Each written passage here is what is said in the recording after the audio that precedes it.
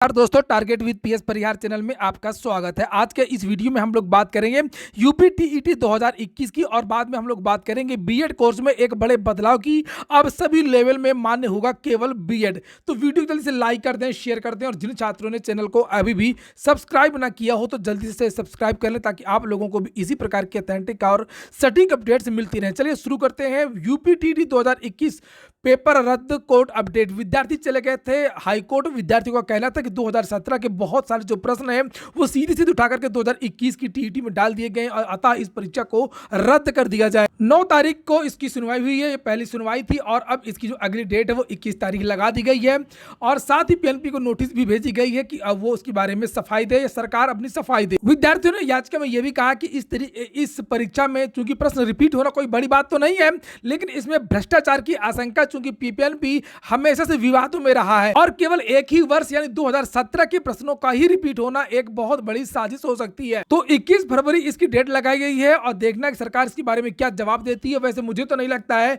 कि इस टीईटी परीक्षा में कुछ हो पाएगा। कितने छात्रों को यह पता था कि 2017 का ही पेपर आएगा, इसके बारे में कोई भी जानकारी निकल करके नहीं आ रही है, चूंकि यह केवल शक है और शक में जो है अपराधी को हमेशा छूट मिलती है। 23 तारीख को रिवाइज आंसर की आएगी और 25 तारीख को टीईटी के रिजल्ट आएगा और तब तक कोर्ट केस लगातार चलता रहेगा।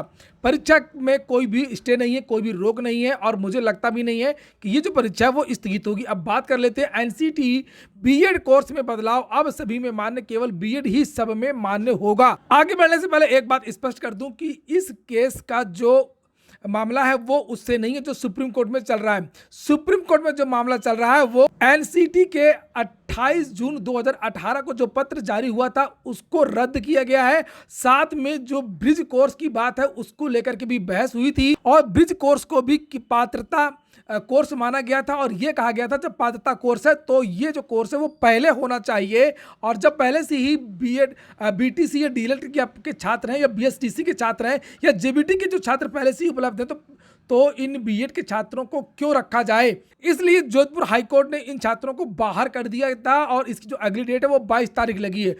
और इसी क्रम में 2 दिन पहले एनसीटी ने एक ट्वीट किया था और ट्वीट करके एनसीटी ने यह जानकारी दी है कि अब बीएड के जो 2 साल का कोर्स है बीएड में अब उसमें बदलाव किया जाएगा। ये देखिए लिखा है, national council for teachers education NCT is redesigning the 2-year BEd curriculum in line with NEP national education policy 2020.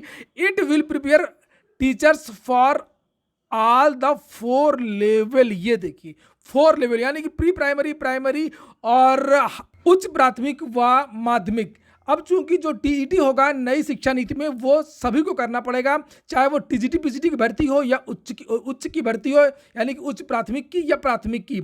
इसलिए अब ये जो बीएड होगा 2 साल वाला, ये बीएड सभी के लिए मान्य होगा।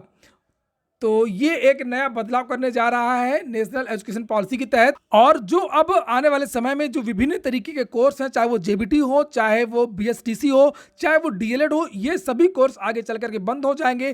केवल बीएड ही रहेगा। 1 साल का बीएड, 2 साल का बीएड और 4 साल का बीएड जो आप इंटरमीडिएट के बाद में ही कर पाएंगे। और जानकारी मिली है, अगर हम लोग बात करें 22 फरवरी वाले कोर्ट अपडेट की, तो 22 तारीख को डेट लगी है। साथ ही बहुत सारे बीएड के छात्रों ने अपील किया है। केवल राजस्थान के ही नहीं, अन्य राज्यों के छात्रों ने भी एनसीटी को मेल किया है और जो शिक्षा मंत्री हैं देश के उनको भी मेल किया और ये कहा है कि वो इन छात्रों की पैरवी करें और प्राथमिक में बीएड को शामिल करवाएं। और ये निश्चित है कि जो सरकार है, केंद्र सरकार है, वो बीएड को बचाने का प्रयास जरूर करेगी और एनसीटी है वो भी बीएड को बचाने का प्रयास करेगी। आगे जो भी अपडेट होंगी आपको इस चैनल के माध्यम से दे दी जाएंगी। ये हो गया आज का वीडियो अगर आपको अच्छा लगा तो लाइक कर दें।